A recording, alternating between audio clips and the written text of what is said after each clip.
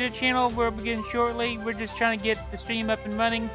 But Guild Wars 3 has a new announcement today for the live stream that's happening here soon. Stay tuned till that news announcement.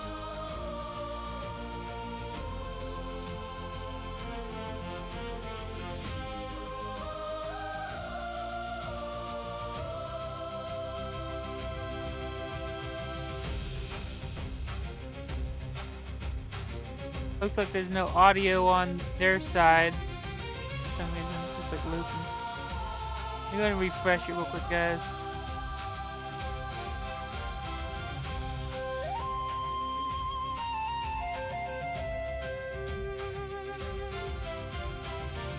Okay.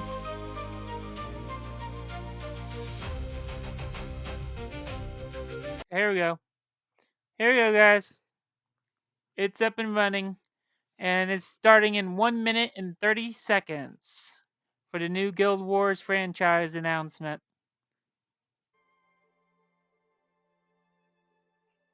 Like currently they have no audio on their side, but yeah, we'll see.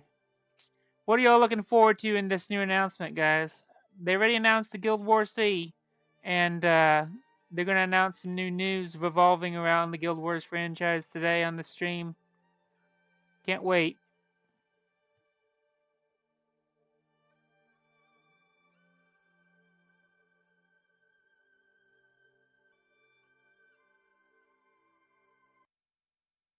Okay, it's gotta reload it here. Hold on.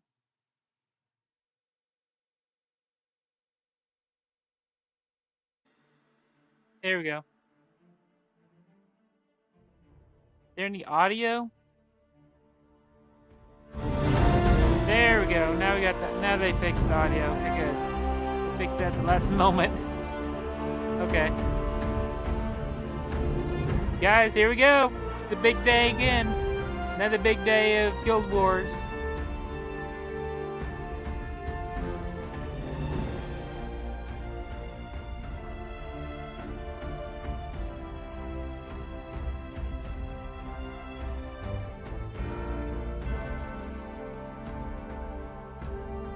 Gonna be another big day. Here we go. 5 seconds, guys. 4, 3, 2, 1. Let's go. Oh, it reset again. They reset the timer. Hold on. Let's see if they can get it. They're adding another minute or so to the wait.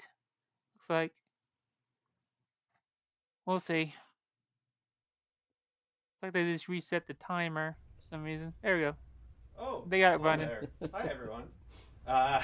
Thanks for joining us today. Appreciate it. It has turn up the volume here, guys. Absolutely wild last 4 days or so here at ArenaNet and all over the place. Incredibly exciting. And you know, we booked today as a opportunity to just get back together and casually chat about stuff that's going on. To kick us off and recap, just in case you missed what's been happening lately, last Friday we announced Guild Wars 3 live from Summer Game Fest. And then on Saturday, we released a video where we talked about our long-term commitment to the Guild Wars franchise. And to quote somebody who was in that video, I believe what they said is, "I want you all to know our entire team is committed to actively developing Guild Wars Reforged and Guild Wars 2 for many years to come. We are not replacing your favorite games. We'll be supporting them." And I think whoever said that, really, they did a great job. So humble. The chat that we're going to have here today, just to be really clear, is about that video that we released on Saturday and the commitment to the Guild Wars franchise. That's what we wanted to loop back around and talk more about. We're really not going to talk about Guild Wars 3 today. For the most part, we announced that Guild Wars 3 will go into beta at the end of next year. Okay. That's a long ways in the future. We literally just announced the game on Friday. We'll have many, many opportunities in the future. We're going to tell you way more about Guild Wars 3. Today is really talking about Guild Wars 2 and a little bit about Guild Wars Reforged and answering your questions that we've seen come up over the last few days about the franchise. I do want to throw out there that if you do want to know more about Guild Wars 3, you can go to guildwars3.com and you can sign up for our newsletter. Or you can go wishlist it on Steam or on PlayStation 5. That's pretty cool. And also, coming up later this summer, just a friendly reminder, our next really big studio beat is we've announced that we're going to release Guild Wars Reforged on mobile devices, and that's coming up pretty soon now, sometime this summer. More info on a specific date soon. And so we've got a lot going on there as well for you to look forward to. So for now till whenever they kick us out of here, we're gonna go through a list of questions that we've seen come up in the community over the last few days that we wanted to be able to speak to and help answer and try to clarify and give some more details as much as we possibly can. Yeah, and there's a lot out there. When I looked yesterday, I think there was about... His mic's a little bit off, I think. ...comments on our forums alone. Can't hear him. And it's not counting Reddit or Discord or social media or anything else, right? So there's a lot of conversation going out there, which is really His exciting. audio's like actually. real weird. But we did try to do our best to find kind of the... I don't know exactly how many questions we got here, but kind of the top line, biggest kind of concerns and stuff that we wanted to chat about with the community a little bit more. Absolutely. Should we dive into the first one here? Yeah, this will be interesting to go through. We did a very light rehearsal ahead of this. It turns out we're going to organize this. Our TV here actually wasn't working like literally 30 seconds before the stream started. So They can never get the audio right, can they? As we go through this, but I really appreciate everyone being Always here. and something give us a going on chance with to that. Talk about all the things that are going on. Yeah, they don't allow us to be on live streams very often anymore. It's true. This is actually my first. Realized this morning, it's my first time being on live stream for ArenaNet in like 10 years. I've done videos, but I haven't done a live stream. That's wild. It's my first time not hosting one, actually. So thank you for hosting today. But it's a bit weird to be in the passenger seat on this one. It's weird to host. Yeah. I'm very used to. You're a phenomenal host. Oh, thank you. I feel like there's a Appreciate skill that. set there that we. Yeah, the audio is real bad right now on their Easy side. Yeah. We're gonna fix audio. Oh. Oh, No. apparently our audio's messed up. They can really barely hear you, so Okay. it's apparently annoying to a lot of people.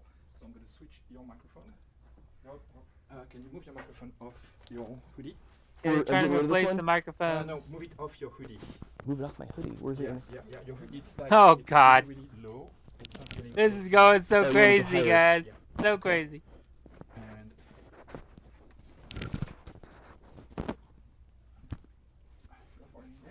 Mic check. Can you guys hear me? I can't see chat, so I have no idea if you can actually hear me or not. But I can hear you, Please but tell it's like Stefan still and bad he'll- quality. you let me know. It's still bad quality, guys. It's still bad quality. It's like it's a bad. I don't know if it's the stream on that's y'all's boring. side or what. You know, pretty casual. We got the TV back, but we didn't check the microphones, I guess. If I had hosted, we wouldn't be having this problem. That's true. Yes. Yeah, well, lesson learned. This is That's me crazy, hosting guys. is the problem. We will do it differently for Guild Wars 4. Never again. Yeah, we will do it differently for Guild Wars 4 in 55 years. It's going to be great. Oh man, that's crazy. The roller beetle racing game. Really looking forward to that one. He's joking right now, by the way. Yeah, that's fair. I'm joking. Ooh, that's loud. This is what they call vamping, I guess. We're filling Oh time. goodness. As you can see, Stefan's hard at work trying to fix the live stream for us. microphones. Oh, sorry. Not the microphone, guys. That's the problem. It's probably the software. Appreciate There, I now had a it meeting fixed it. Okay, He sounds better a at little least. longer. He sounds better. How we doing? Can you all hear Yeah. us now? Yes, I can Yeah? hear you Microphone now. check. I can hear you Sound now. sounds good? Do we have to start Okay. over? There's no way we're starting over. I think you should. Stefan, do we have to start over? It's up to you, man. Well, could Could we they hear hear anything we said up until now? Is the real It was very question. bad. Let's start over. It was very How bad. about Okay. chat votes? Okay, we're All right. still Oh no, it was very bad. It's still kind of bad, but you All can hear right. him. So a quick recap of what was said earlier, and hopefully better this time. So it's been crazy 4 days for ArenaNet. It's been incredibly exciting. I think bad, it's guys. been really fun to watch all of your reactions in the community leading up to last Friday and what's happened since, and really energizing for all of us at the studio. If you missed it for some reason, just to recap, last Friday at Summer It's Game probably Fest, the we compressor announced in the Guild Wars 3. software. That's And then on doing it. Saturday, we released a video announcing our high-level commitment to the future of the franchise and all of our Guild Wars games, Guild Wars Reforged, Guild Wars 2, and Guild Wars 3. And I will repeat back to you a quote from that is kind of sets the stage for what we're going to talk about today. I want you all to know our entire team is committed to actively developing Guild Wars Reforged and Guild Wars 2 for many years to come. We are not replacing your favorite games, we'll be supporting them. And that's really what we're here to talk about today. Guild Wars 3 just got announced on Friday. Still bad We're audio, not going to guys. go into beta Crazy. until the end of next year. We've got lots of time to tell you about Guild Wars 3. Today is really about Guild Wars 2 and a little bit about Guild Wars Reforged and our commitment to the franchise. And so what we're going to talk more about is we've seen a large list of questions that have come up in the community since Saturday. And we've tried to identify some of the biggest questions that we wanted to sit down and very casually just kind of riff on and talk about together and do our best to answer some of those questions as best as we can. If you do want to know more about Guild Wars 3, you can go to guildwars3.com and sign up for our newsletter, or you can go wishlist us on Steam or PlayStation 5. Pretty cool. And you'll be able to find out more about the game by doing all of those things. And we also, I'll use this as a quick opportunity before we dive into questions to plug. We also have another really big thing coming this summer. We're going to release Guild Wars 4 Reforged on mobile. It'll be our first ever Guild Wars game playable on mobile devices, which is really exciting and kind of the next big beat for the studio to look forward to as part of our broad commitment to the franchise. So that's what we're doing, what we're here to talk about today. I don't know, Josh, before we dive into questions, anything you want to add there? No, I think we're nailing the casual vibe. Definitely. I think the tech issue at the beginning actually put me at ease. Yeah. And I think the second run through was actually, I feel like it went marked better. improvement. Yeah, I think that's great. It's all good from here. And I guess the one piece of context we had before, and I don't know if anyone heard, but just wanted to note that, so we do have a big list of questions that we're going to try to go through here today. Hopefully we can get through everything. Colin and I do have a tendency to just rabbit hole on certain topics for a long period of time, so we'll do our best to try to get through as much as we can in the chat today. But really, all the questions we pulled here are, it's pulled from comments on the forums and on Reddit and social media, Discord, in-game even for a couple of them, and we try to capture kind of the top-level concerns that we've had, and so I think we're very excited to have the opportunity to talk to you folks very directly today about all this. But yeah, we're just going to try to keep it casual, which, again, I think we're nailing currently. Got it. All right, well, here we go. First question that we've seen. And again, we're doing our best to paraphrase a collection of thousands of questions that we've seen and distill them down into a somewhat it's just like not one thing but another. You're taking a break from expansion development in Guild Wars 2 to deliver Hall of Monuments 2.0, World versus World, See if I can turn them up updates, a little new bit, ore guys. map, and other quality of life updates. But you've also said you'd resume annual updates after Guild Wars 3. Can you clarify if they are updates or expansions? Yeah, so yeah, I think when I go back and watch that video over and over again, I think this is probably the biggest area that we messed up on, and I think that we were just too ambiguous. I think when we wrote it down, it felt like it was going to be a bit of a synonym for talking about expansions, and I think it was unclear. So to be really clear about it, like our intention, our direction is to return to annual expansions for Guild Wars 2. Annual updates feels like the same thing for us internally, but obviously the words have meaning, and so yeah, just say it very directly. Our goal is to get back to annual expansions. We've tried a lot of different stuff with Guild Wars 2 over the years. So for a lot of our longtime veterans, which I'm sure there's a lot of them watching right now, they remember the Living World Season 1 experiment, which is we're not going to ever do expansions for Guild Wars 2. Pivoted into doing major expansions plus Living World, eventually only Living World, back to expansions, and then back to annual. And I think we found that annual expansions are actually the kind of the sweet spot for us, both from a player standpoint, but also from a development standpoint. It's actually a very sustainable thing for us to be able to do, and it's contributed to a lot of the success we've been seeing in recent years. So I think that's very much the model that we want to kind of stick with, and we'll keep producing new content for Guild Wars 2 as long as fans want to keep playing the game. Absolutely. Okay. Anything to add there? I think definitely Can't hear it, man. we are guilty of over the years on live. It's on their side that the audio is with a lot of broken. different forms It's their of how we stream. update and support the game, and I think it is. We've seen historically the criticism of, hey, I wish that they would just stick to a thing that we know and deliver on that. And I think we've heard that. We understand that. I think sometimes when we're at our best, we're experimenting and trying new things. But sometimes when we're at our worst, we're experimenting and trying new things as well. And so, I think that fearless spirit is part of what's made ArenaNet successful for all of these years. But sometimes things don't have to be experimented with. Audio is Sometimes like there's things that completely just work, fading and I out. think They that may we've have to redo definitely- this stream, I completely guys. agree with you. I think we found that They may have players to love redo the expansions. stream. They love the excitement of the big announcement. They love Trying the to launch bring up day. the game a little It's a bit thing so that y'all can works hear it better. for live for Guild Wars 2, and so we're really happy with what that's done for us. And I think you and the GW2 team have done a phenomenal job consistently delivering those too. Yeah, appreciate that. Yeah, I mean, I guess we'll probably talk about it a little bit more later, right? Cool. They may have to redo the stream. Okay, move on to the next one. Next question. Yeah, let's go for it. Are you concerned that taking a 18-month-ish break from expansions in order to I deliver can't hear these him. other I can't hear him. initiatives is going to hurt the player population? Can y'all hear him on their stream? I don't know. I can't hear them. Super reasonable question. Obviously, something we thought about a lot when we're kind of building out our strategy for the game. But I think the most important thing to understand is that we chose this path, right? Like, there's a lot of different ways that we could have gone. It would have been very easy for us to move right from Expansion 6 development and move right into working on Expansion 7. But we decided that really kind of the period between now and when Guild Wars 3 launches. By the way, this is my first time ever saying Guild Wars 3 publicly. It feels weird. It feels really weird. We've had to practice for years. Everywhere we go, like, don't say it, whatever you do. So it feels good. It feels pretty good.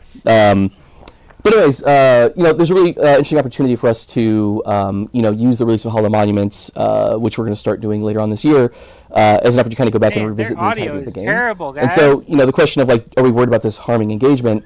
I think realistically, with a game that's, as old as ours, I think it would probably hurt engagement more if we didn't actually go back and resolve a lot of these early game problems or problems that have been existing in core content and even previous expansion content. Like, I think that might actually have more of a negative impact on the game long term than taking a break from releasing expansion for a period of time.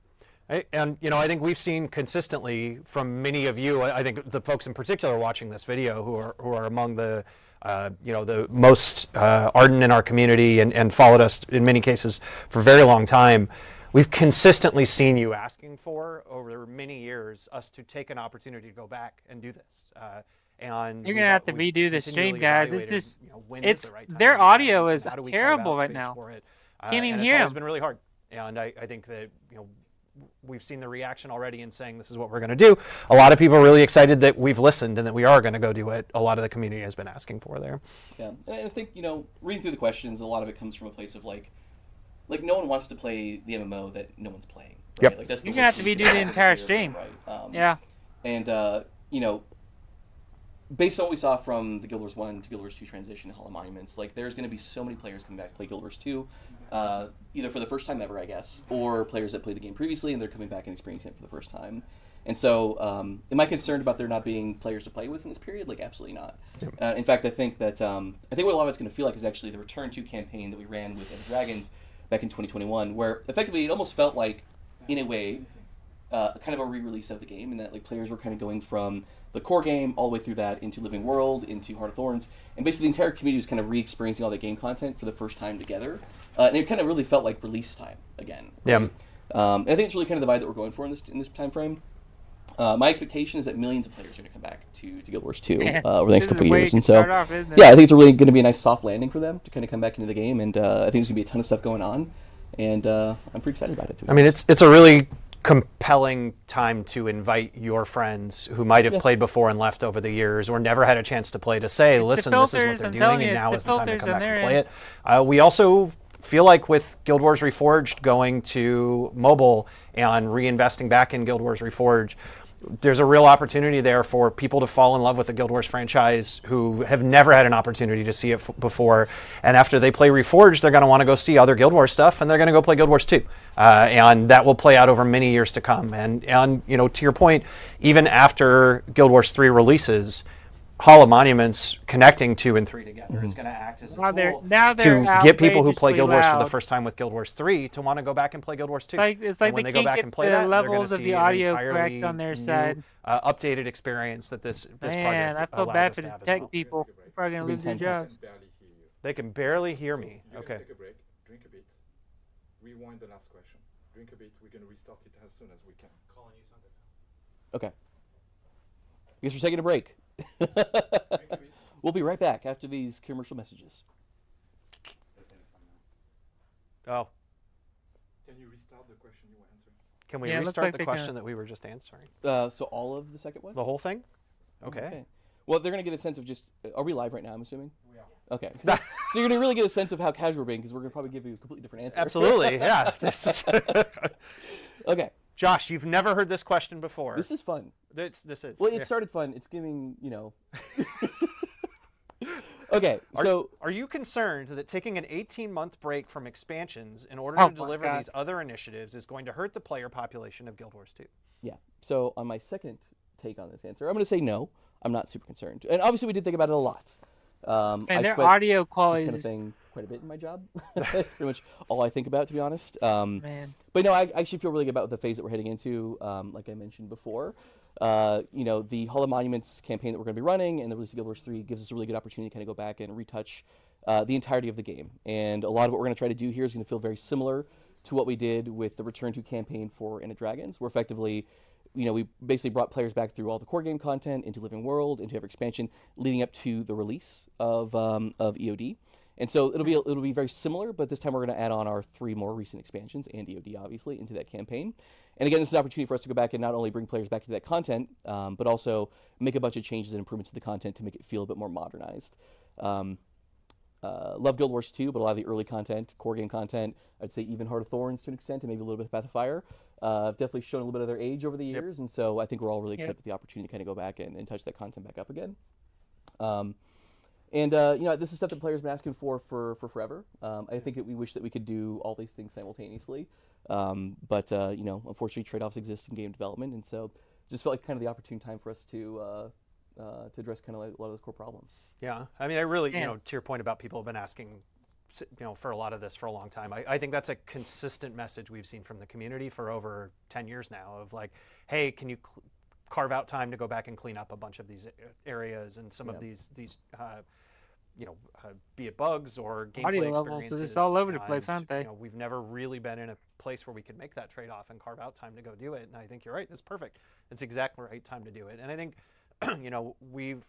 we feel like when this is a franchise that we're going to keep supporting for many, many years to come and keep investing in Guild Wars Reforged and in Guild Wars 2, there's a real opportunity here for us to address these issues just as a whole new audience is going to get a chance to play Guild Wars 2 for the first time ever, or a whole group of people who haven't played in a really long time are going to come back. I think Guild Wars Reforged and let me know if I need to raise the gain on their stream, because right now they're having issues with the audio, and I can even barely hear them. An entire new audience to Guild Wars who's never played it before, and someday a bunch of those people are going to go play Guild Wars 2, and we want them to have the best experience they possibly can and fall in love with the Guild Wars 2 experience that you all have and that we have.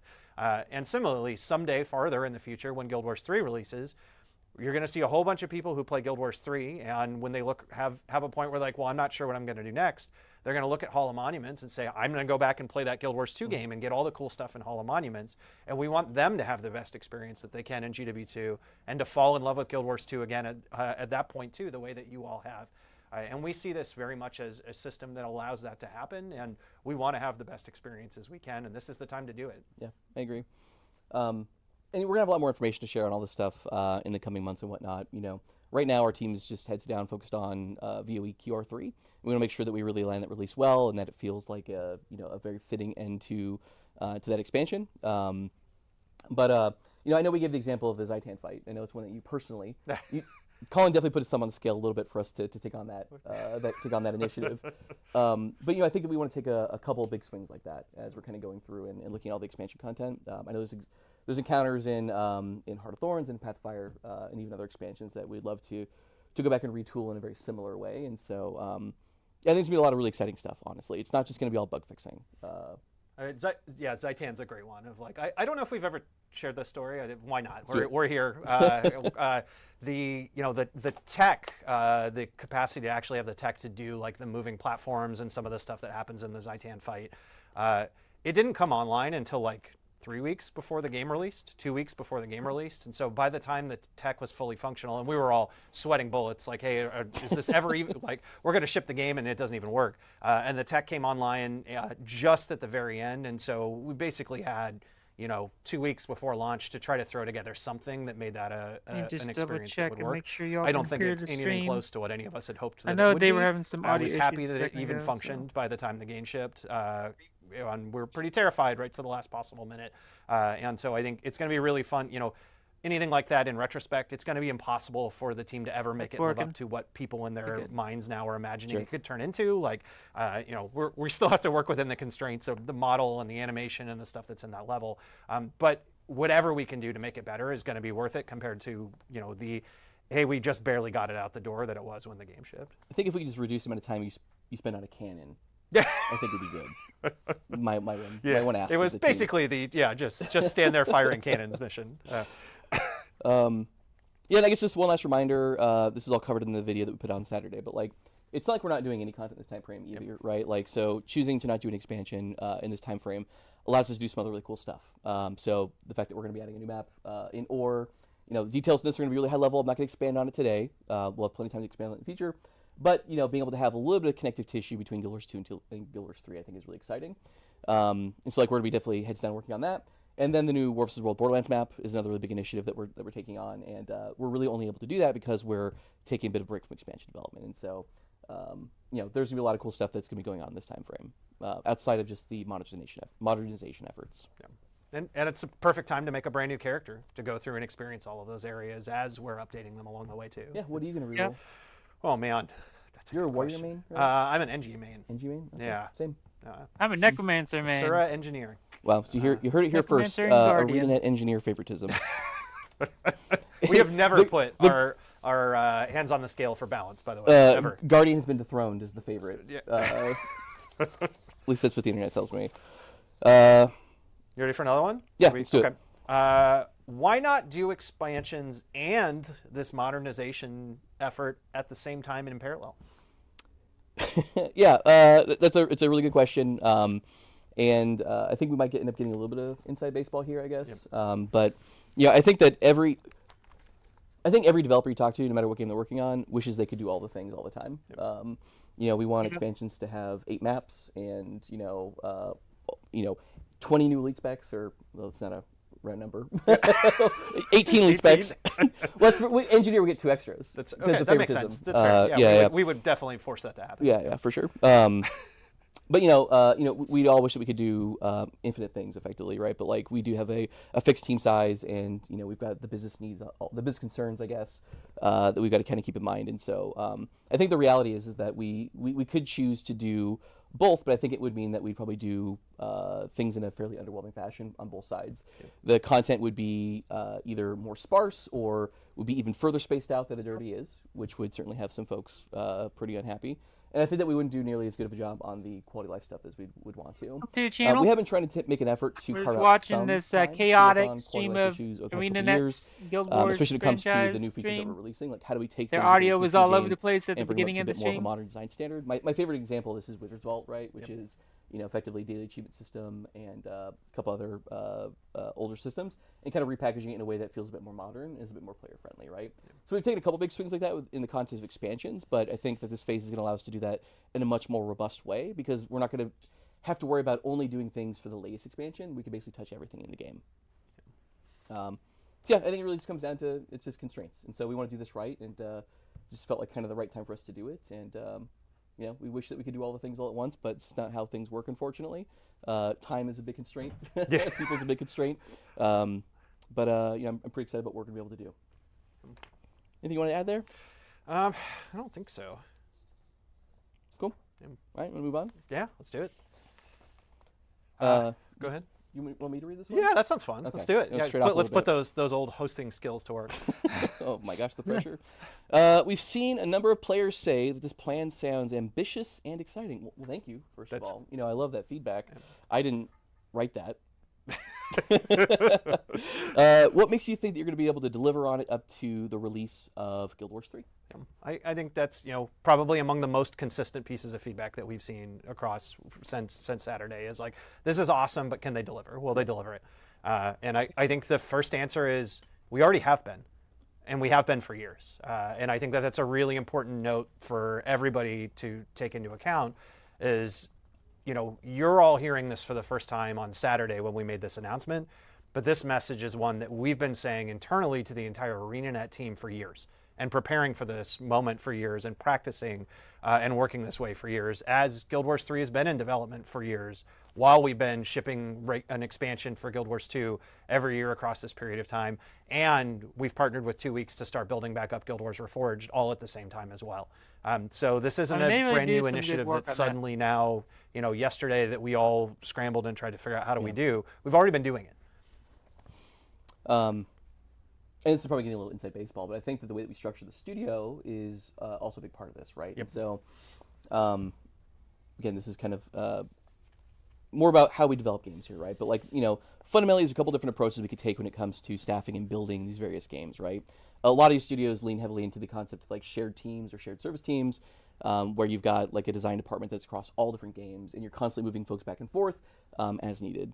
The approach that we've taken pretty much from the very beginning, years and years back, right, was basically, I kind of think of it as like we effectively are operating almost like two mini studios within ArenaNet, where all the resources that are dedicated to working on Guild Wars 2 are full-time dedicated to working on Guild Wars 2, and they're not shared with Guild Wars 3, and vice versa, right? And so what it really means is that as game directors, we basically we know exactly the folks that we've got on the team, what their capacity is, what their bandwidth is, and we can really build schedules and timelines around that, and not have to worry about potential competing needs from other projects, borrowing or taking resources. And I think so far it's been, Oh, I think we're good. Okay, sorry. I saw movement in the background. I thought we were having to take a break again. Don't look at each other. Look at the camera. They can't hear you well. Oh, okay. I'm not supposed to look at Colin anymore, apparently. All right. I can't look at Josh anymore. It's going to be really hard. When we look at each other, the mics stop working, and so we are now going to focus just on all of you. His smile's so magnetic, it's hard to not look at him when you have to. What the hell was I saying? Crazy. Oh, resource sharing. And Yeah. dedicated, So the model that we've landed on, right? Oops, sorry. The model that it's we've really hard landed not on. to look at each other. I know. The model that we've landed on is effectively to have like, two mini studios within ArenaNet, right? I don't know if there's anything you wanted to add there. Yeah, we did early on. There's some moments where we tried some experiments of like, hey, let's have a person working with Red partially Order on Lick both games. said And AI viewers stream what book. we found is it's Com. just really bad for us. It's bad for that person. They have to try to keep context in two completely different areas, two completely different engines and tool sets and tech stacks to understand. And the reality is, I know a lot of studios do work that way. What we found for ArenaNet is that's not best for us. And so, as Josh said, by knowing these are the dedicated resources that our team has, these are what we're going to be able to do. Yeah, their we're able mics to plan are for, kinda off. constrain, schedule, and deliver the stuff that we want to do without risk of, hey, suddenly this project needs some help, and so we got to move people over there. And it's forced some really hard decisions at times. In years leading up till now, there's been moments where we've said, hey, there's a gap over here, it'd be great to fill it. And the answer is like, no, Guild Wars 2 shipping and expansion, we're not messing with that. We're not going to pull resources. They're staying on Guild Wars 2, and we need to find other solutions for that on the other project. And even now with Guild Wars Reforged, and a lot of that work is obviously being split between ArenaNet and 2 Weeks working together, which makes it easier. But we really almost have like a third little mini studio inside of ArenaNet as well across the 3 different games that are in flight, which is really fun. It's awesome. It's a dream we had going all the way back to, I remember Mo talking about it in 2007, 2008, being at the point where we would have multiple We're just different watching games the at chaotic ArenaNet, Guild Wars that two- were Guild Wars live stream and or that they're shipping doing. games, and it's taken ArenaNet. us a long time to get there. But Their it's pretty audio incredible to be is at all that over the point, and place we've on the learned a stream lot today. over the years on how to do that right for ArenaNet, so that we can deliver a plan like this.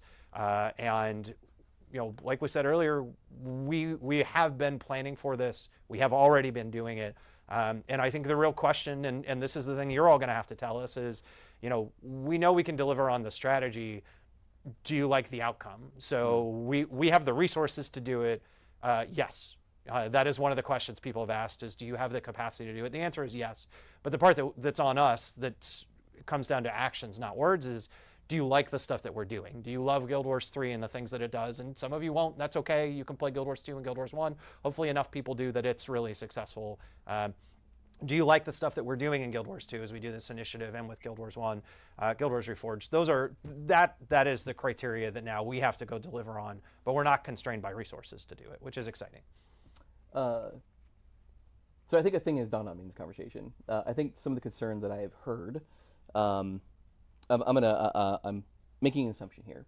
I think that there's maybe a concern out there that we are moving people off of Guild Wars 2 onto Guild Wars 3 while we're in this maintenance mode, or this maintenance phase, or whatever people are calling it, right? Yeah. That is not the case at all. So basically, the entire team that we would have be building expansions in the future is staying on Guild Wars 2 during this entire phase. They're just repurposed and refocused to working on the modernization efforts effectively. And so we're not lending or sharing or moving a bunch of people off temporarily and then bringing them back. They're actually staying on Guild Wars 2 the entire time, but we're just refocused to work entirely on modernization, the Borderlands map, and the Ore map. Okay. And then they will go back to building expansions. Yep, Yeah, that's so, right. Yep. Yeah, I think I think it's been like obvious to us, right? But like maybe we haven't said it explicitly, so I just wanted to be really clear about that. Yeah, that's a good call out. Oh, we have also been looking at the wrong camera. Nice. Nailing it. Yeah, oh, man. Good grief, man. If we intentionally wrote a list of things that we could do to make this feel more casual and haphazardly thrown together, I don't know if we would have come up with everything we've done so far. I'm going to take off my shoes. Go for it. I wore shorts to work today, and I put on pants for this. Hard pants. I'm just going to put hard pants, yeah. yes. And now I feel like I shouldn't have. I'm disappointed in myself. All right, the next question. Yeah, I guess I'll read this one. I feel like I should read this one because it's a really good one for you to answer. Okay, all right, and for me to nod. I'm not supposed to look at you. I forgot. Yeah, I'm sorry. Okay, go for it. Josh Davis, regarding the Hall of Monuments, will we be rewarding? Will we be rewarded for accomplishments we've already achieved, or will everything require us to replay content? Yeah. So this is a really good question, and what I'd say is that, I'm going to offer a little bit of insight here, but there's going to be a lot more information about Hall of Monuments to come later on this year, right? So we just freshly announced this. There's not a lot of detail out there yet. There'll be a more formal big announcement later on this year. But I think from a design standpoint, we want to try to find a way to do both effectively, right? Like I think it's really important to us that we find ways to honor the time and investment that players have put into Guild Wars 2 over the past, going on 14 years now, effectively, right? There are players who've spent, hundreds of hours in the game. There are players who spent tens of thousands of hours in the game, right? Like I'm not even sure who has the most account age at this point, or the most time played at this point, but there are multiple players with 40,000 hours that have wild over the past 14 years. When you think about it over the past 14 years, it's not so bad, right? We do want to try to find a way to bring a lot of that accomplishment that they've already achieved effectively into the Hall of Monument system, but at the same time, we do want to find ways to encourage them to go play that new content the new refreshed content that we talked about earlier, along with the rest of the community. And so I would expect a healthy mix of both, effectively, in that system. Okay. I guess some additional info I can that I'll throw out here a little bit is in terms of the structure for the releases. So right now, I wish we could go out of order, to be honest, because so we're starting with the core game. The core game is the biggest chunk of the game possible, right? It's the thing that we spent 7 years developing initially, right? Yep. And then we've also done a lot of work on it since then.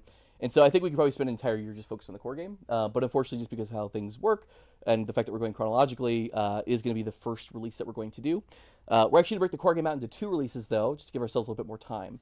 And so the first release will be a bit more focused on core game systems.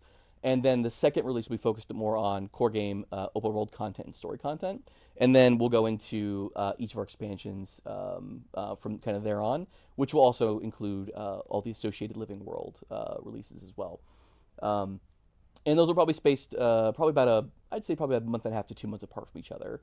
And kind of in between all of that, there'll be a very similar structure to what we talked about with the Return to campaign, where each week there's kind of like new achievements and Wizards Vault objectives these days to actually go and accomplish in those areas of the game. So we'll have a lot more information out later this year. I'm personally very excited about it. A lot of really cool stuff going on in there.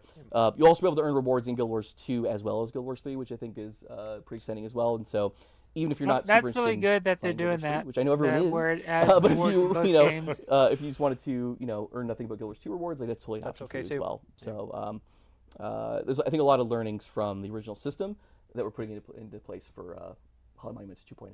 Absolutely. Yeah, I hopefully all stuff, that's really exciting for everybody. We're really curious to hear your feedback in particular, but I think, this is a uniquely ArenaNet thing. There's not a lot of games that do this. We're going to, I think, talk more later today. There's a few questions that go more into kind of like our franchise strategy, and so we'll talk more about that later, but like, this is something that we very intentionally do to align with our pillars of feeling like your time is respected and your investment is respected. And we really want to do the next iteration of Hall of Monuments right. So it feels like, just like with each of our games, there's innovation and evolution. We want to apply the same process to Hall of Monuments here. Cool. Ready for me to go to the next one? Let's do it. All right. Okay. Is Guild Wars Reforged going to be connected to the new Hall of Monuments system? All right. Well, we've said lots of happy, exciting news. This is one where I have to be a little bit of a Debbie Downer, at least today. The answer is, for now, no. Right now, we are focusing on connecting Guild Wars 2 to Guild Wars 3 via Hall of Monuments. Guild Wars 1 already connects to Guild Wars 2 via Hall of Monuments. And the Guild Wars Reforged team, and in particular, our very small ArenaNet team and our partners at 2 Weeks Games, right now they're focused on 2 major initiatives. They're going to ship this game on a brand new platform that ArenaNet's never been on before. That is a huge focus for them. And this summer, we're incredibly excited to have Guild Wars Reforged be playable on your phone and to reach a brand new audience, and also hopefully for all of us that game a chance on to phone. go back and play again in Guild Wars 1 and play the game that started it all in a new way.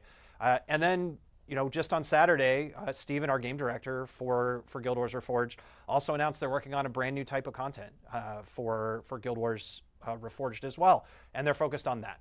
And so those are their big priorities right now, and we will reevaluate and look at things for Hall of Monuments more in the future. I do want to explicitly call out that I've seen this question asked along with the most common piece of feedback that I've seen as part of this is, I wish that the God Walking Among Mere Mortals title was carried over because it's so important from Guild Wars Reforged. And I do want to call out, I think, I understand that, I hear that feedback, and it's something that we'll go and review and discuss internally. Right now, our focus for Guild Wars Reforged is not on Hall of Monuments, but it is feedback that we've heard, and so I think it's really important to take a moment and just call out, we have seen that, and we have seen that comment in the community, so we appreciate that. More updates someday in the future, but right now, we're focused on Guild Wars 2 to Guild Wars 3. Cool. I think you should ask the next one. Yes. All right. How confident are you that Guild Wars 2's engine can realistically support things like PBR without breaking performance? And that is not Pabst Blue Ribbon, for the record, if anyone's wondering. Yeah. Yeah. So again, this is a really good question. I was surprised that so many folks were digging into this one so much. It is a very. It's a challenge, honestly. We're taking a game. So I don't know if a lot of people know this, but like the game engine for Guild Wars 2 is actually built off of GB1, right? Like a lot of that. I mean, yeah. Oh, sorry. Go ahead. I mean, a mix of early GW1 stuff and then really a whole bunch of standalone stuff on top of that. But yeah, I mean, it's uniquely its own engine. It is not an off-the-shelf engine. It's not Unreal. It's our own in-house built thing.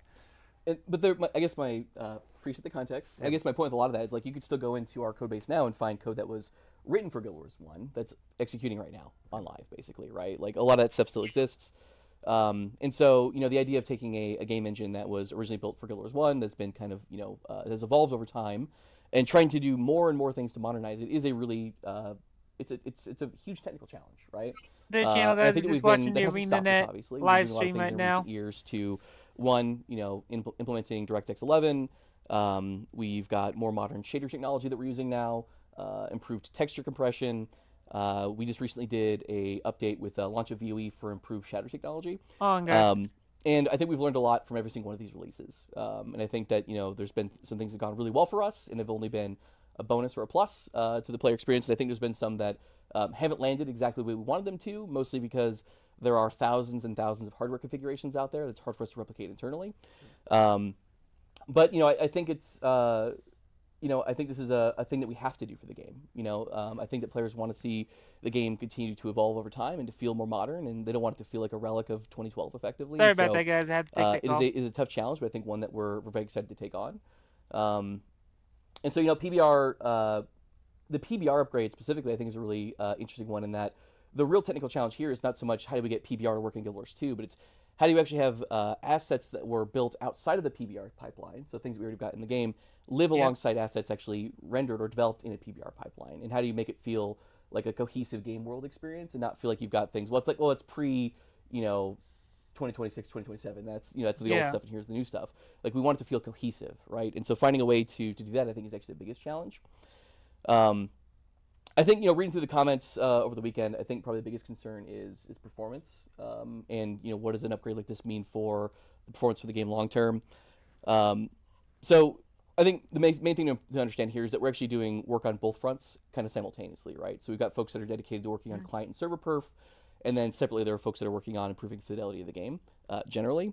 I do think we need to find headroom in performance in order to be able to make some of these improvements possible, though, right? So, like, if we didn't address performance at all and just continue trying to add new fancy stuff to the game, like obviously that would start to make it so that certain players couldn't play the game anymore, and I think that'd be really problematic. And so these initiatives are effectively happening kind of in parallel with each other.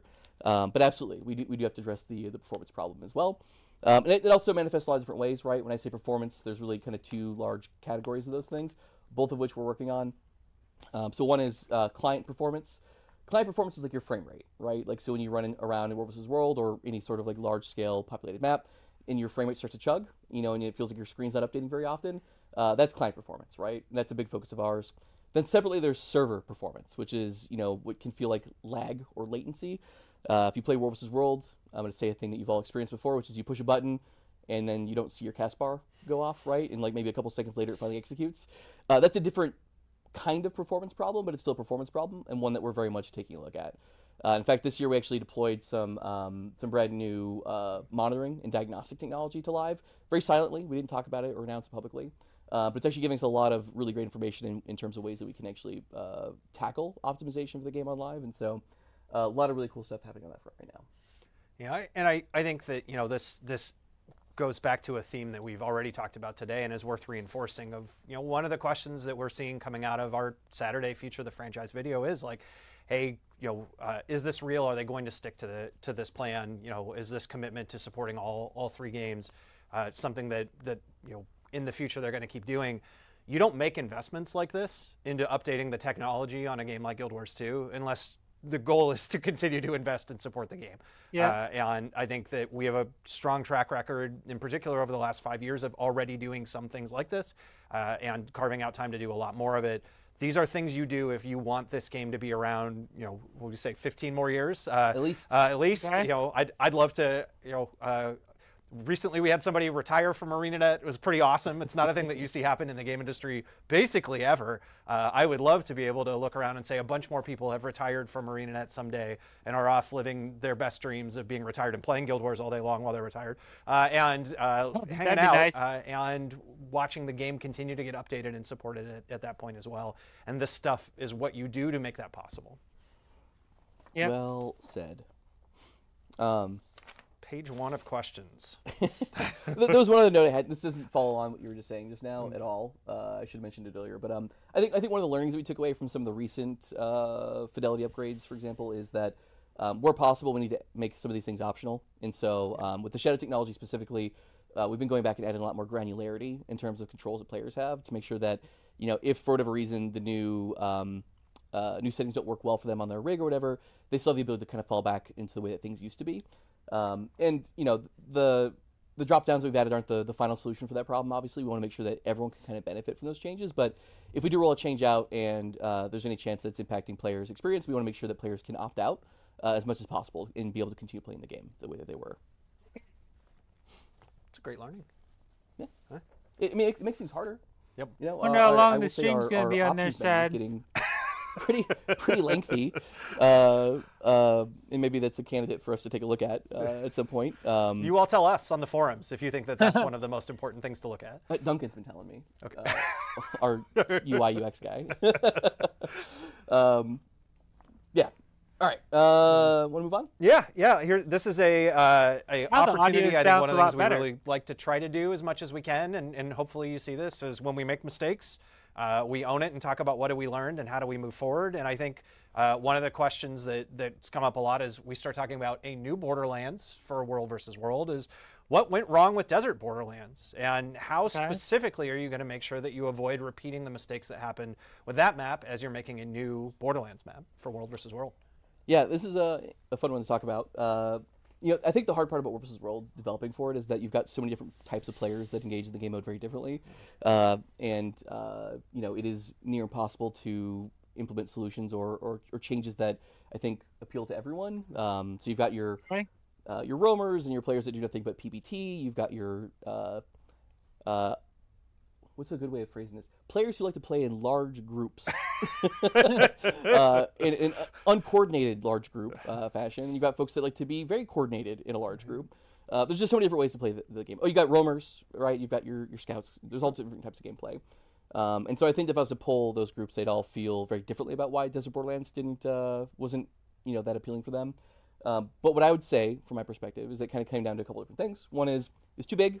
I think it really kind of goes into it's hard to find fights. It takes forever to respawn, and you know if you end up wiping for whatever reason, you know, trying to get back to where the fight was takes forever. It's just it feels like a big grind.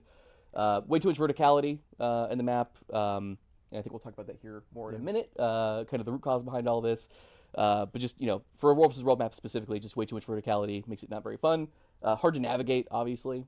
And then I think a lot of the objectives that we had, it just kind of felt very weak compared to stuff that already existed in Alpine and EBG. But, you know, we were talking about this before the call, and you actually had a really good call out as to, in terms of how we got there, that I thought maybe you would expand on. Yeah. I mean, I think where did we begin with Desert Borderlands, I think, is a really good learning as we look back on, you know, even the ArenaNet process. We were making gliding for Heart of Thorns, and so we were so enamored with this idea of verticality in the maps in HOT and the freeform movement and trying to lean into some of the things we did with Joy of Movement, that we started with a feature for that Desert Borderlands and said, let's make this about gliding and using movement and using all these new movement abilities. And I think anytime that you start with something like that and you start with a feature instead of starting with what's the intended player experience, you're probably in a lot of trouble. And I think that led to a lot of the problems that we ended up having with that map in the first place, is rather than starting with what's best for World versus World, we started with what's best for gliding. And I don't think that's ever what World versus World players wanted.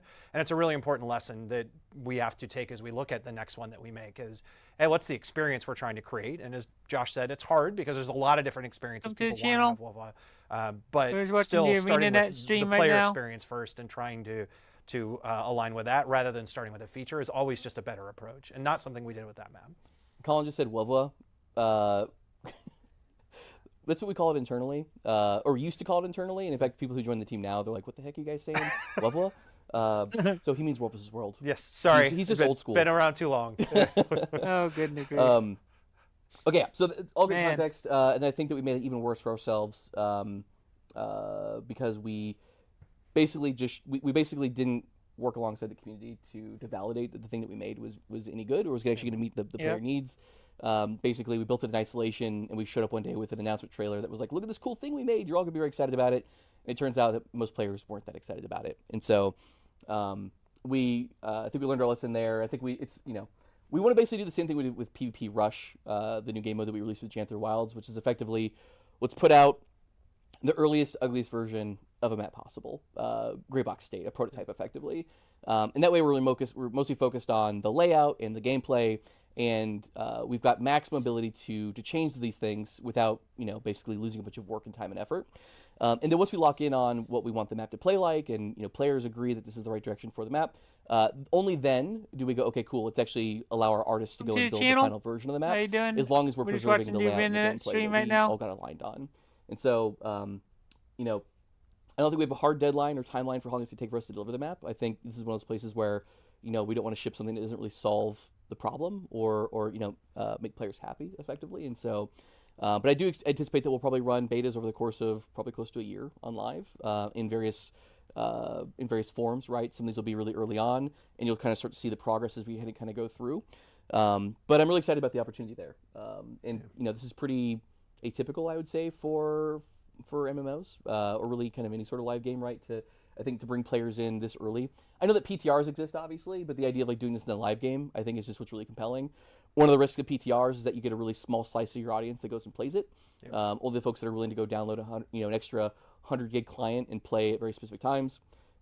This really means that anyone could play and participate and provide feedback, which I think is really powerful.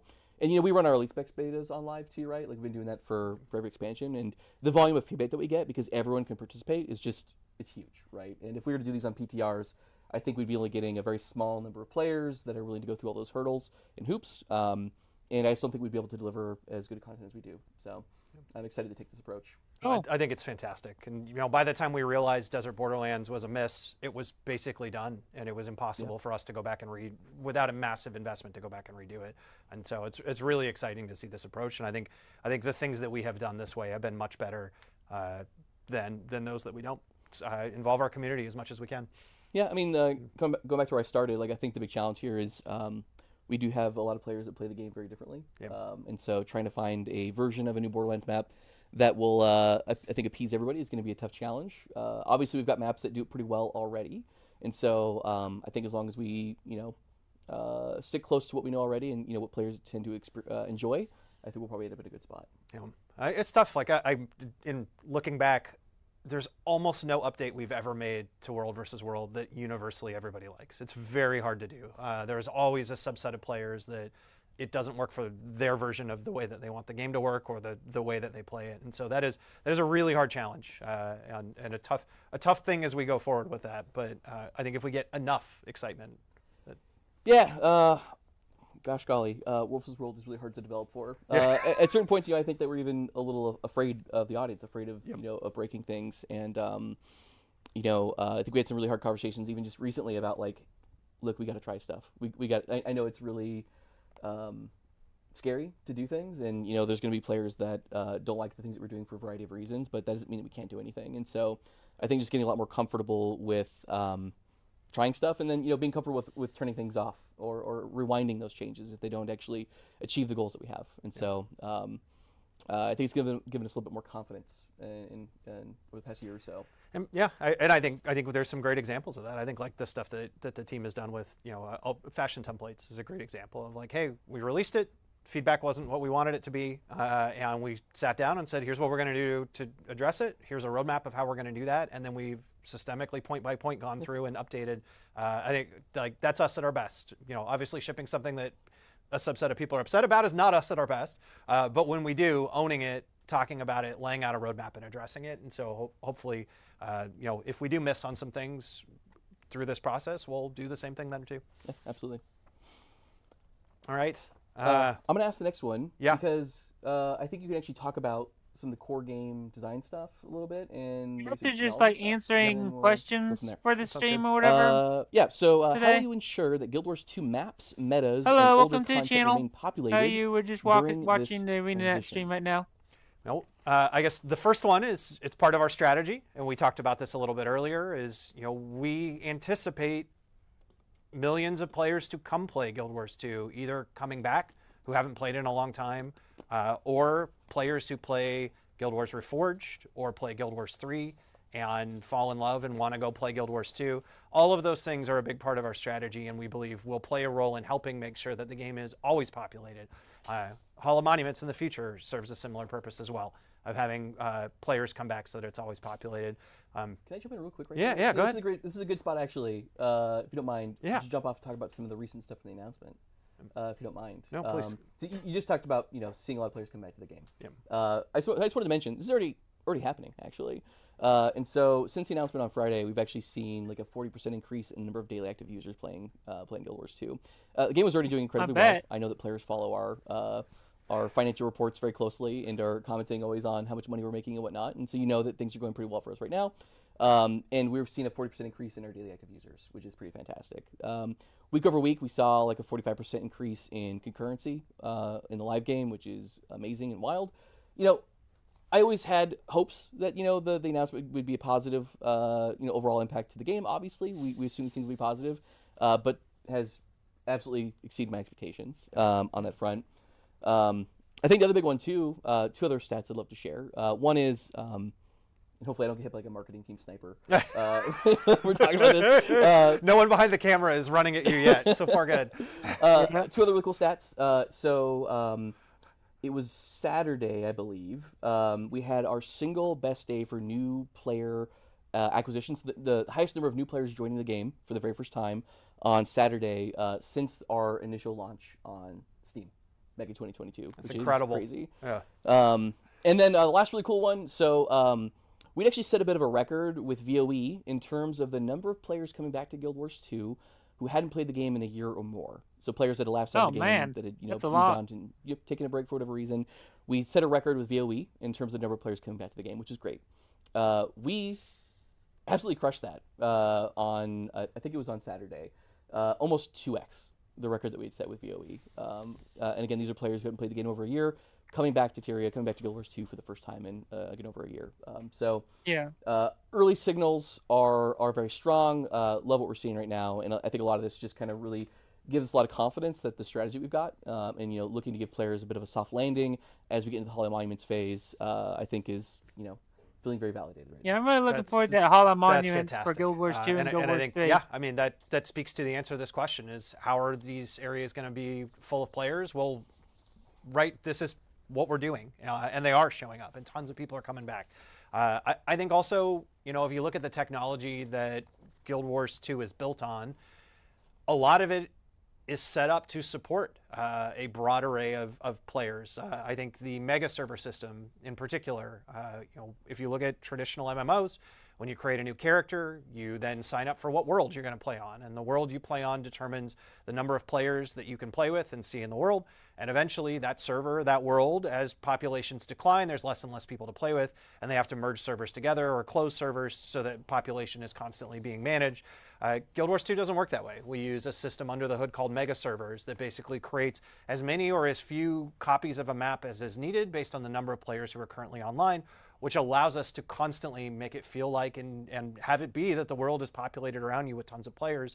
And so we're already set up for this. We anticipate this. We've built out a system under the hood that allows the game to be fluid in the number of players. It's why even when you play at like 3 a.m, there's still a bunch of people running around everywhere. And so our back-end system is built so that we can operate this way, and it will help with that. And I think that that's an important part of the message as well. Yeah. I think there's still a lot we can do, though, in this time frame specifically to try to better address that problem. So I'm going to say a thing right now. This is just my gripe as game director / player, and I'm not saying that we're doing this right now or that we're fixing this, but I wouldn't be surprised in the future if we do. I think one thing about Guild Wars 2, it's a very expansive game, right? There's a lot of cool things you can do. It's not always obvious what you should be doing, especially as a new player, or even if you've been out of the game for any amount of time and you come back to it. It's almost overwhelming. Like, where the heck do I go? And we've added some things to try to improve this, right? With like Wizard's Vault, like, hey, here's a very clear objective of the thing that we recommend you go and do based on your kind of gameplay preferences. But there's still a lot of work that can be done. And I think probably even a bigger challenge is that a lot of the information that you need in order to play Guild Wars 2 is stuff that's not available in the game itself. This is probably a thing we'll never be able to fully fix, just given how robust Guild Wars 2 is, honestly. But like, I know a lot of our veteran players are very familiar with /wiki. And a lot of our veteran players are very familiar with, that wiki is really useful, man. Or ET, really right? useful.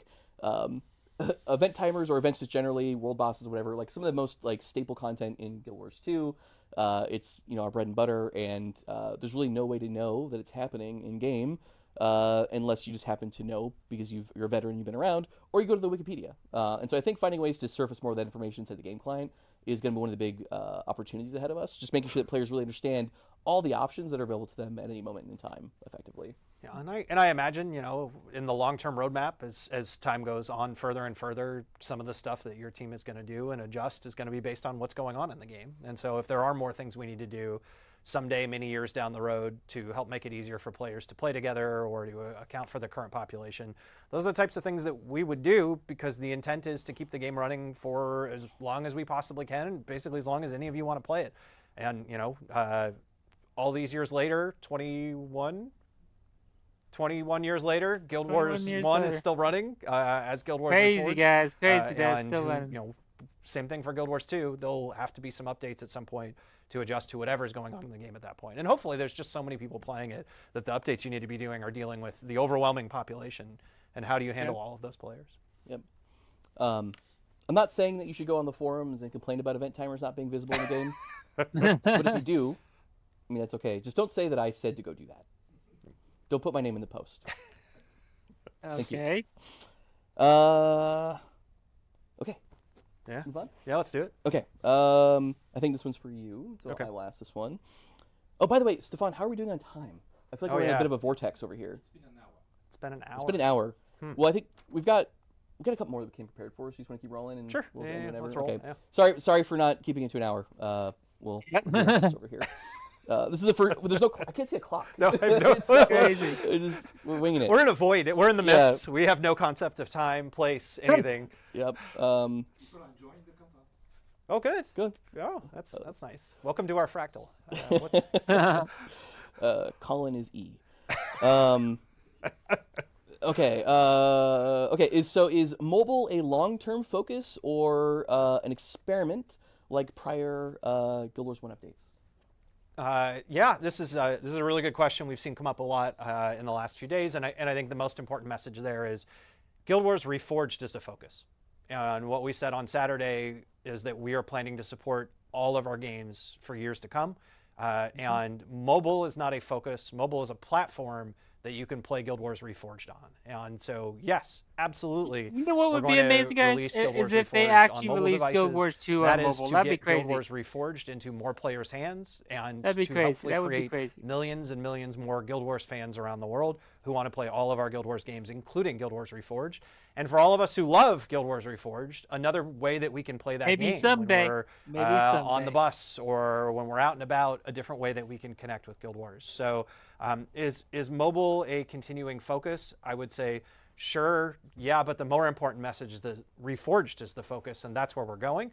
And I think, in the video on Saturday, Josh laid out a pretty specific roadmap for Guild Wars 2 of what we're focusing on and what we're doing.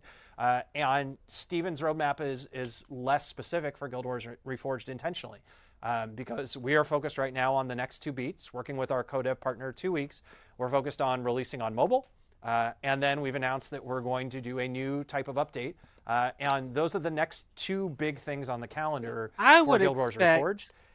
And then we're going to decide what happens after that. And I think that this has been a wild journey and experiment already. I think the Guild Wars Reforged anniversary resulted in a much bigger response than we ever expected, which allowed Guild Wars Reforged to happen in the first place. The release of Guild Wars Reforged has been a bigger event than we expected, which has allowed us to pursue doing it, taking the game to phone and extending other devices. And each thing that we're doing on Reforged continues to reinforce the investment and the continued response that we see from all of you and the new people going to play it. We don't know where that's going to go. And so we're really excited to see in the future.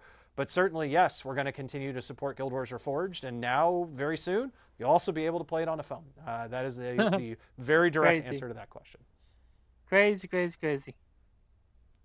Seeing a game like that on phone is just nuts. All right, I'm going to ask you the next one. Okay. I think we waffled on who should answer this one, but I think that you could start. Okay. Will Guild Wars 2 ever come to console or mobile? So direct answer, no. We'll just get that out of the way first. And then lots of context why.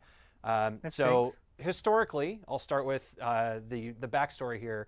We have multiple times looked at taking Guild Wars 2 to console. All the way back when Guild Wars 2 was in early development, we actually did plan to release it on console, and the first few years of development of the engine and the game included a console team. And ultimately, we reached a point where the decision was clear that we couldn't pursue that, and it wasn't a path that was going to work. And I'll let you talk a little bit about kind of the specifics behind all of that in a sec. But at that point, we decided all the way back. I think that was like in 2009, 2010. That's bad news for that game, effectively that I thought came to an end. it'd be really nice to have and then again, right around 2014-ish, when the game was exploding and free to play was happening, and Heart of Thorns and Guild Wars 2 in China, we asked again, could we go back and try to figure out how to get it to work on console? And again, we encountered a lot of the same answers and decided no. One last time, when you and I came back to the studio, we had those conversations with JT, who was the studio head at the time, and we came to the same conclusion of no, for all the same reasons, this isn't an option for us. And that's what Guild Wars 3 is about. Guild Wars 3 is a game that we're building from the ground up so that it can, from the tech side and from the gameplay experience side, work on console. And this goes to the thing that we said this last weekend. All of our Guild Wars games are very different. The gameplay experiences, the technology behind them, they're all very intentionally different so that they can be different games with different communities and some overlap between those communities. And so Guild Wars 3 will be Are you ever going to add controller support to Guild Wars 2, even though it's on PC? Guild Wars Reforged is the Guild Wars game that is going to be playable on mobile devices, and Guild Wars 2 will not be coming to mobile or to console. Do you want to talk more about kind of the whys behind all of that? Yeah, so I mean, I can only speak to the, when I say most recent, it was still years ago that we had this conversation, right? But, we really dove into, like, what are all the changes required to the game, to make to the game in order to be able to go onto PS5 or Xbox or whatever. And, I think the reality is there's just too many compromises we'd have to make with the game, and it would feel like a very different game than the game that we have today in order to be able to do that. And I think it was very important to us that we'd want that game to integrate nicely into the game that we already have, right? So we wouldn't want to create a separate standalone experience that's only for console and then have one that's mostly for PC players. We want that to be cross-play and cohesive. And in order to be able to make that happen, there's just so many compromises that I think it stops feeling like Guild Wars 2 and it feels like a different game. And, this is in, this is like 2021, 2022, I think, when we were talking about this. Yep. At that point, the game's been out for 9-10 years, and I think that would just be a... Are they I don't controller think support for do that. PC? We That's couldn't my go and question. change the game so much that it feels like a very different game from the one that players been playing for close to a decade at this point. So, love the idea of it. Always sounded really cool to me.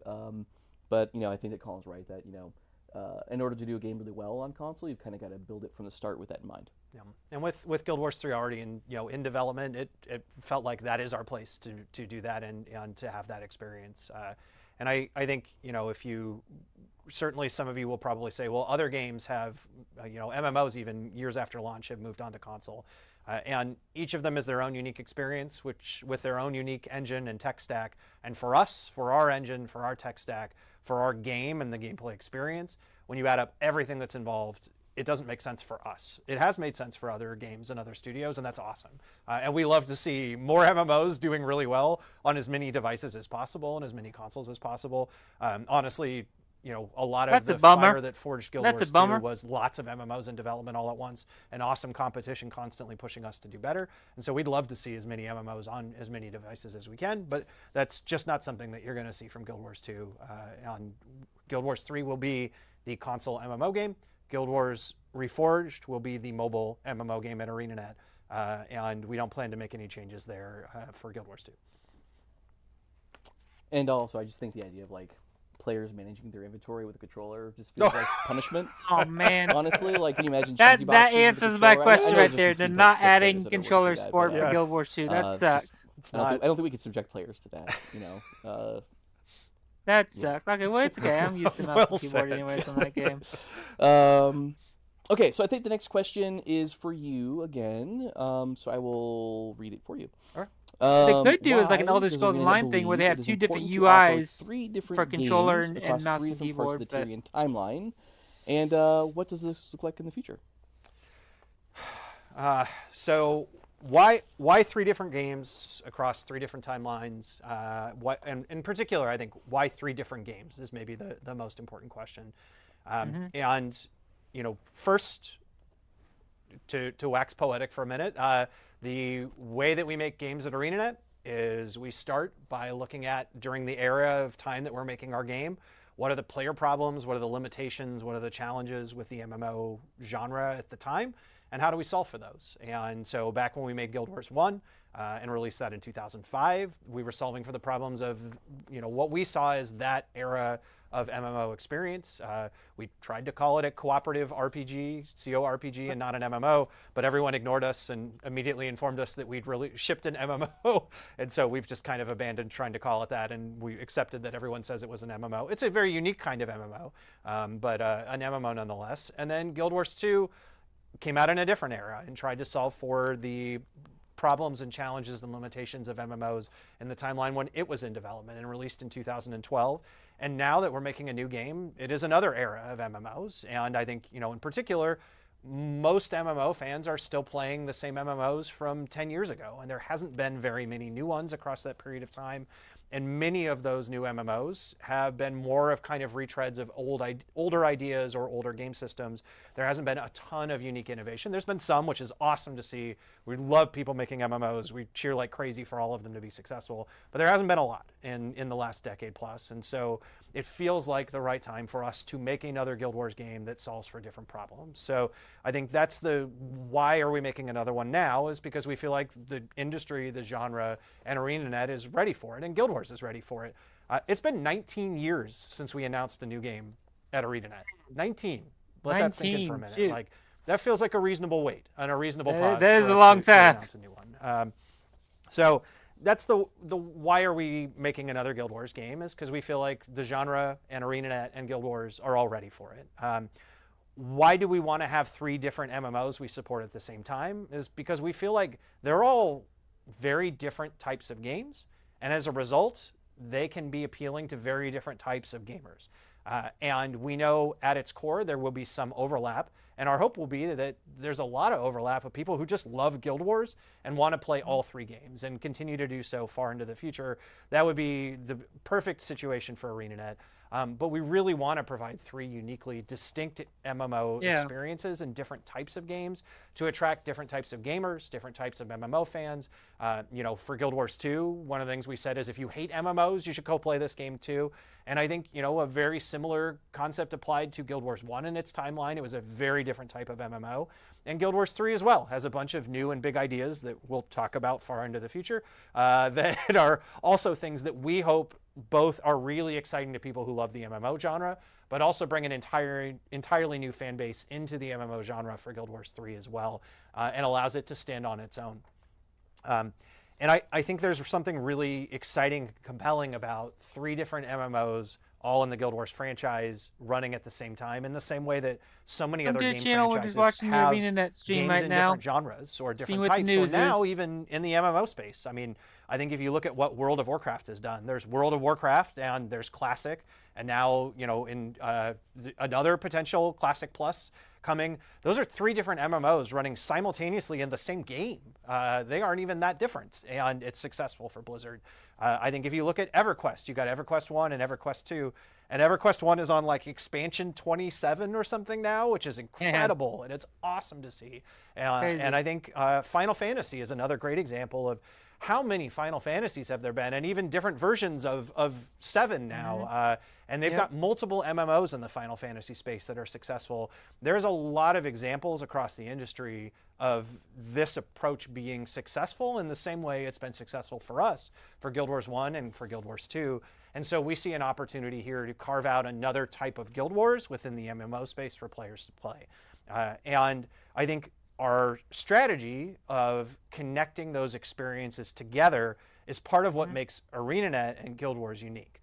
The Hall of Monuments concept, where you get rewards in Guild Wars 2 for playing Guild Wars 1, was originally concepted as a way for us to say thank you to all of our Guild Wars fans who played Guild Wars 1, and to keep our studio pillar alive of we respect your time, we respect your investment, and we wanted to feel like all of that time and investment you made in Guild Wars 1, we were going to respect it when we released Guild Wars 2. But it did something magical that we never really expected, which is over years and years that followed, it continually drove Guild Wars 2 players back to play Guild Wars 1, now called Guild Wars Reforged, to get all of those rewards. And it created this franchise ecosystem where the 2 games could live alongside one another. And now in retrospect, I wish that we had much earlier invested a lot more into Guild Wars Reforged to try to nurture that ecosystem and allow both of those games to run. And it's part of what we're doing, why we're doing today. And it's the same reason we're doing now a much more expansive Hall of Monuments 2.0 and connecting Guild Wars 2 and Guild Wars 3 together is first and foremost, it's a way for us to say thank you, to continue our pillar of your time is respected, your investment is respected in the Guild Wars franchise. And so all that time you put into Guild Wars 2, not only are we going to keep supporting Guild Wars 2 because we want to respect your time, but if you love Guild Wars 3, there's a bunch of thank yous waiting for you in that game as well. But also it creates an ecosystem where everyone who plays Guild Wars 3 for the first time, it's an opportunity for them to go back into Guild Wars 2, play the game, and get all of those rewards. And that is a very uniquely ArenaNet experience of having a Hall of Monuments that lives at the center. In a sense, almost kind of, it's like a Manifesto 2.0, but not for a game, but for our studio. We want to have an ecosystem that our games are connected together, that your investment and rewards are connected together and respected, and that you feel like you can play any of our Guild Wars games and have that connection to the franchise that pays off for you in the long run, and that you can have very different experiences in them. And this is, the last thing I'll say on this, this is real great. Passion. This is one of my core passions for ArenaNet, and we've been talking about internally for years now about where we want to go. And so it's so cool to be able to tell people finally, externally, that this is what we want to do. I think there's a version of this that someday after Guild Wars 3 releases where, there's always that lull in the games you play of like, between updates, you ship an update and then you wait a while until the next one's going to ship, and there's kind of a time fall off in between where things are at their least exciting until you announce the next update. I think there's a version of this that can be really compelling for us, where when one game is in its lull moment, we're announcing and releasing the newest update in another game. And so our games can kind of leapfrog off of one another. And if you are just a Guild Wars fan, you're in heaven. There's stuff going on all the time for you across all of our games. And if you just love one of our games, that's okay too, and we're going to keep updating it. But that we're able to stagger and have our ecosystems of games support one another and have their updates offset from one another. I think there's something really compelling there. And we don't know exactly what that's going to look like. I think, obviously we have to do the really hard things of like shipping a new game and making sure that it's a game that people actually like, and continuing to support GW2 and everything that we want to do with Reforged. That is incredibly, like, these are all easy things to say. They're very hard things for us to do, but we have to go do all of those things first. But if it works, there's a version of this in the future that I think is really cool to dream about, of someday we could be at that point where that's what the Guild Wars franchise is. And then who knows where we go from there. I mean, I don't think we're dreaming. I think we're actively taking steps towards achieving that. So this last weekend was a huge first step towards that, and the work we've done the last 3 years has been setting the table for that, right? Absolutely. I don't know, anything else there that you want to? Oh, you crushed it. It was great. You should be the studio head or something. I don't know. I think you got the right stuff for the job, kid. Thanks, man. No, I guess maybe this is going to be probably an obvious thing to say out loud, but we talk a lot about these games being very different, and like I know that folks will find out much more about that in the coming months and years or whatever the timeline is. But I think an important thing to understand too is that these games are on different timelines in Tyria, right? And so like there's going to be stories or opportunities for stories to tell in Guild Wars 2 that are not a possibility in 3, and the same thing is true for Reforged as well, right? I hate to break it to folks, Makes sense. Maybe I'm breaking some news here, but Timey's probably not going to be in Guild Wars 3. So I hate to break that to folks. I don't know if there's some hope for that one. Completely different timeline. But there's a whole cast of characters that folks have come to love, and what Tyria looks like in the current timeline of Guild Wars 2 is very different from what it's going to look like in Guild Wars 3. And so we know a lot of folks have a lot of attachment to those characters. We want to continue finding new stories to tell. Maybe go back and close some open story threads that still exist in the game. But there's so much left to explore left in Guild Wars 2. There's so many compelling characters and storylines and threads that we've left open in Guild Wars 2 to explore for decades to come. I think I saw. This wasn't in our things we were going to talk about either, but going off script. Off script. Here we go. We've only done it about 100 times so far already. Why not one more? I saw a lot of comments as people talked about the different timelines of, one of the things that makes Guild Wars 2 unique is the technology, and it's, it is a little Magitech and a little bit of sci-fi has blended itself in. And as that timeline continues to move forward, we're going to continue to see the advances of in the world of Tyria. And one of the reasons we picked the timeline we did for Guild Wars 3 is very intentionally, it's a very different experience. You're talking about a timeline of high fantasy where there is almost no technology compared to even what GW1 had. And the technological advances from Guild Wars 1 to Guild Wars 2 are massive when you compare them to the amount of technological advances that happened many in the years in timeline between. From Guild Wars 3 to Guild Wars 1. The technological advances in that period of time are much smaller across that period of time. And I think it allows us to have Guild Wars 2 is a game that has a really, especially now, some of the stuff the Asura and the Char have created, there's some really cool, unique feels to that game and that world that won't exist in Guild Wars 3 that will feel different, that will feel more grounded, high fantasy experience at a different time in a different era. And I think that even though each of those games will have their own storylines, their own characters, their own settings that we're going to continue to expand constantly across all three of the games, there also is places where they will connect together and have stories that crisscross across those storylines. Guild Wars 1, in many ways, set up so many of the stories that you experience in Guild Wars 2. And some of the things you're going to experience in Guild Wars 3 are things that have been set up in Guild Wars 1 and Guild Wars 2 over the last 21 plus years of the franchise.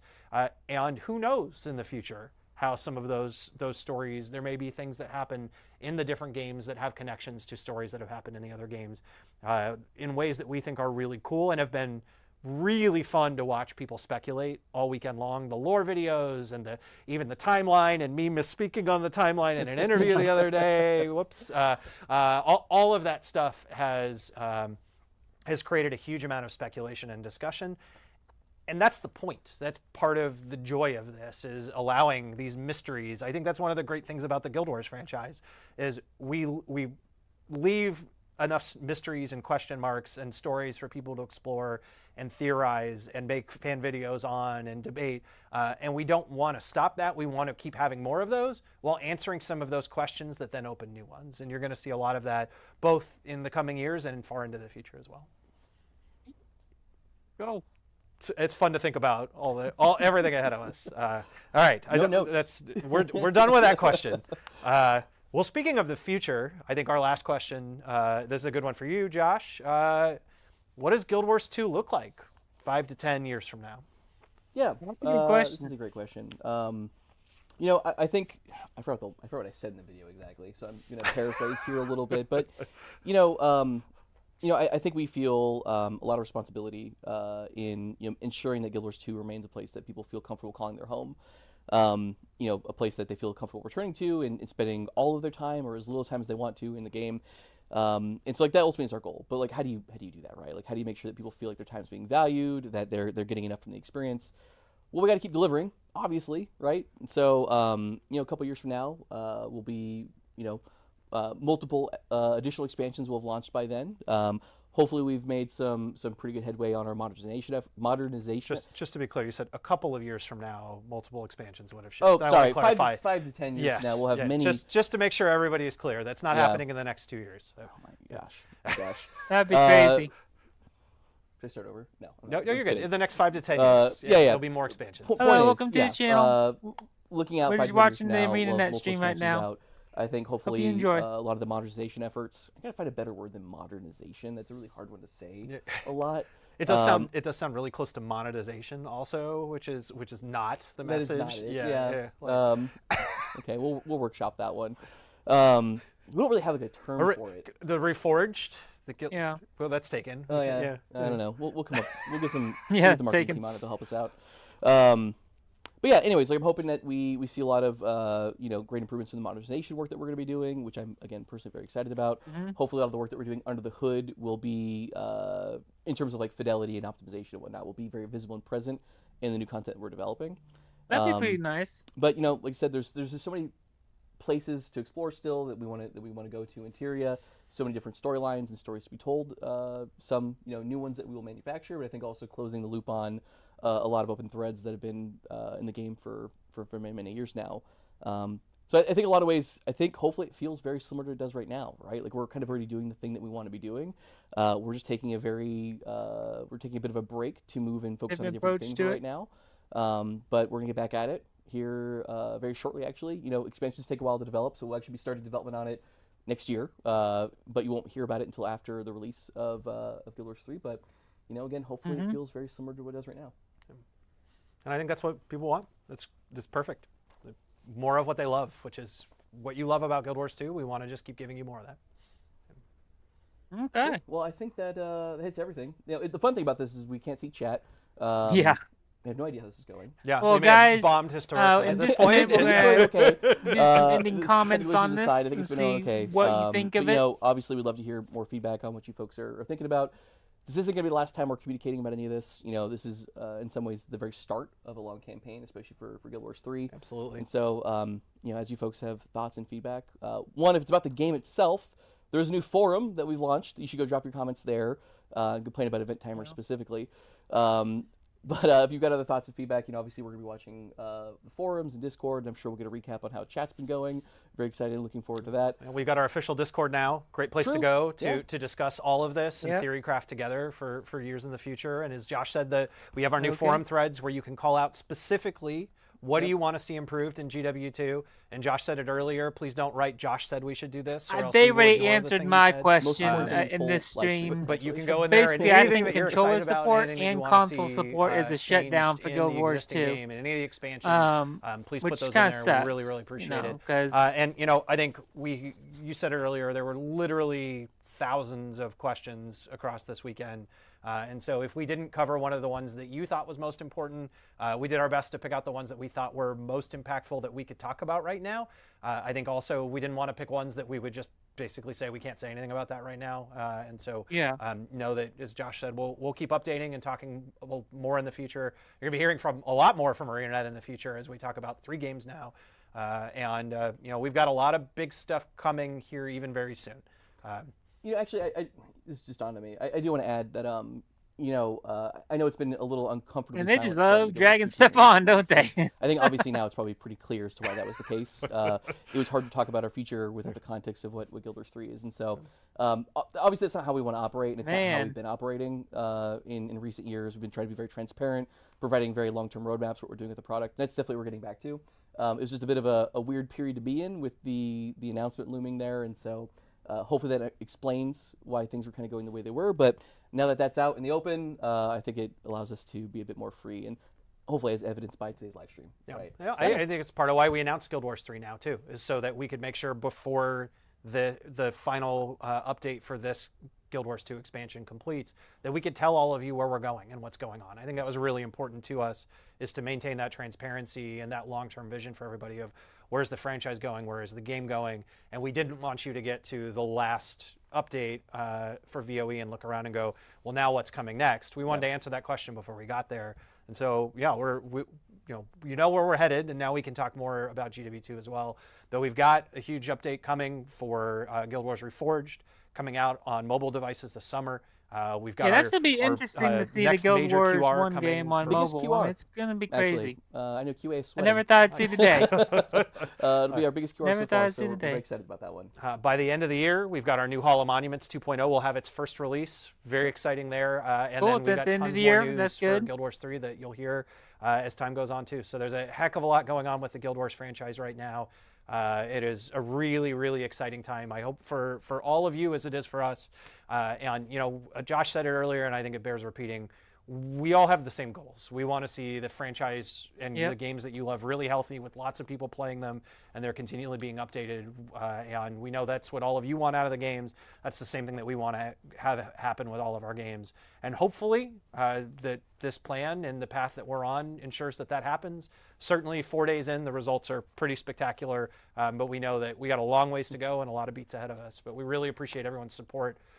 All of the positive reactions and also constructive feedback that we've had too. Both are absolutely. very, very much appreciated.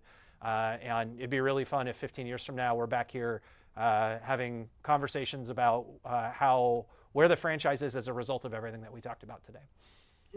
And we said jokingly Guild Wars 4 and Roller Beetle Racing earlier. That was a joke. Yes, please To be clear. don't quote us on that. It's a little That's premature right. for that one. Yep. Cool. Well, thanks everybody. Really appreciate your All right. time. Thanks for hanging out and kind of weathering some of the stumbles with us. But hopefully this was valuable. I guess we'll find out very shortly if it was. Yeah, if we're never allowed back on a live stream again, you'll know it didn't work. Thank you. Yep. All right. Thanks all. All right.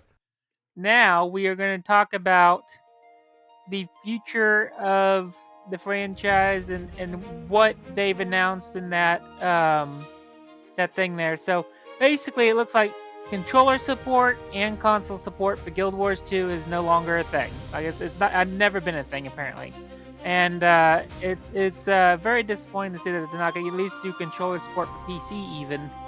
But I mean, it's interesting. Let me know what you think of having a Guild Wars 3 on PlayStation 5 though. Should it just be on only PlayStation 5, or should it be also on Xbox?